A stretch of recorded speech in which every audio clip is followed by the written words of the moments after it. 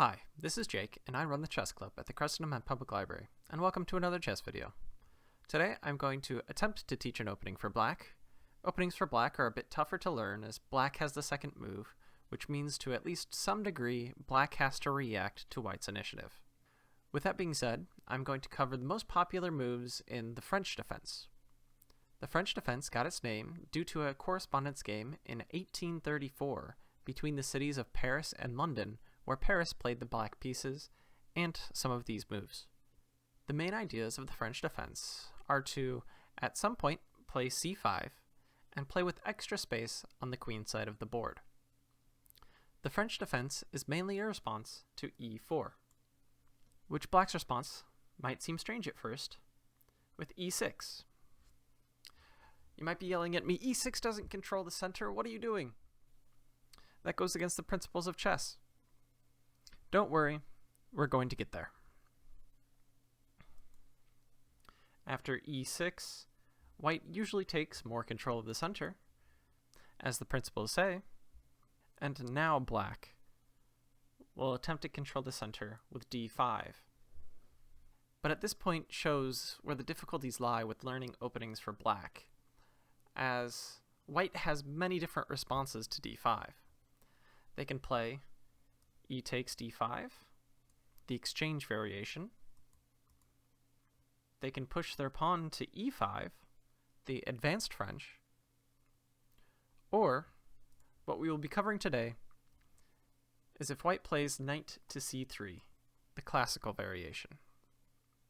To completely play into the classical variation of the French defense, black plays knight to f6, developing the knight to help control the center.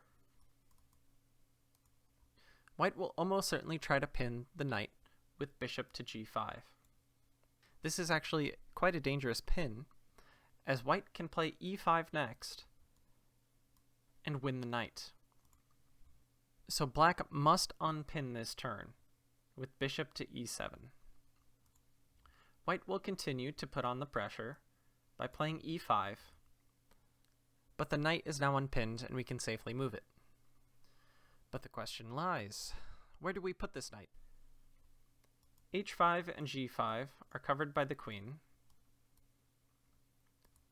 and we could retreat to the knight starting square, but that's a bit counterproductive, so this leaves us with two options, e4 or d7. Now e4 might seem like the obvious choice. It centralizes the knight to a protected square, but it's a bit early to be centralizing a piece like this. As you can see, after white makes a few trades,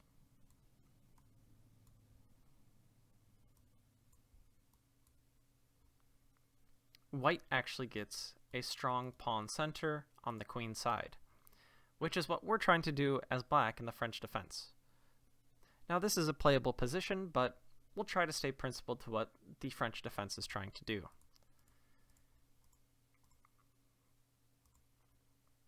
So instead of playing to e4, we are actually going to make a backwards knight move to d7. This saves the knight, reveals an attack on the bishop, and also this knight is now protecting that c5 square, which we're trying to put a pawn on in the future. White will almost certainly trade bishops here, as their pawns are placed on dark squares, which limits their bishop's mobility, while our dark square bishop would be much better. From here, the most popular move for white is f4, advancing a pawn and reinforcing the center of the board. The time to play c5 for black is almost here, with our queen and knight defending this square, but there's one thing stopping us from playing it right away. If we play c5 now, knight to b5 is deadly. It threatens the c7 square, which would be a fork on our king and rook, dropping the rook. If we try to defend this square, instead white can go to d6, attacking our king and placing the knight on an advanced square where no pawns can attack it. This knight will remain here for most of the game. So, to avoid this nastiness, Before we play c5, we're instead going to play the quiet little move a6 to defend this b5 square. Now, white will likely develop another piece, and now we can finally play c5, attacking white's center. In this position, white will likely take on c5 with their pawn, or they risk us playing c4 and completely locking down the queen side of the board. So, white takes on c5, and we could recapture the pawn immediately, but we have two attackers on this pawn, and white has no defenders, so it will take at least 2 moves to properly defend this pawn. So, we can delay capturing a little bit to develop a piece first that also stops the pawn from advancing further.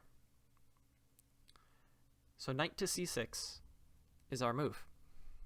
White will presumably continue to develop their pieces with bishop to d3. And now we can recapture this pawn. You can recapture with either piece.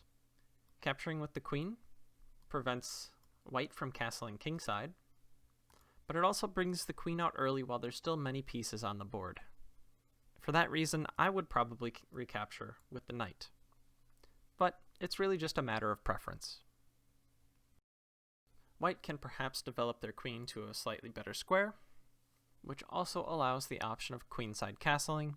Black playing to b5 solidifies black's position on the queen side, and you have made it to the middle game in a solid position. The main weaknesses of the French defense is a weak light-squared bishop, as right now it's completely trapped in by pawns. However, you can play it to b7 on the long diagonal, and hope to eventually open this up. Also, to soften the blow a little bit with your weak light-square bishop, white's bishop isn't having much fun either, with not many squares to go to either. It is unarguably better, however. Both sides will enjoy attacking potential from here, with white controlling more of the king side and black more of the queen side, but just be careful with the timing of your castling as black, as you might castle and accidentally find all of your defenders on the opposite side of the board. But unfortunately, that's all the time I have for today.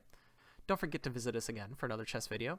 Thank you for joining me, and I hope you and your king stay safe.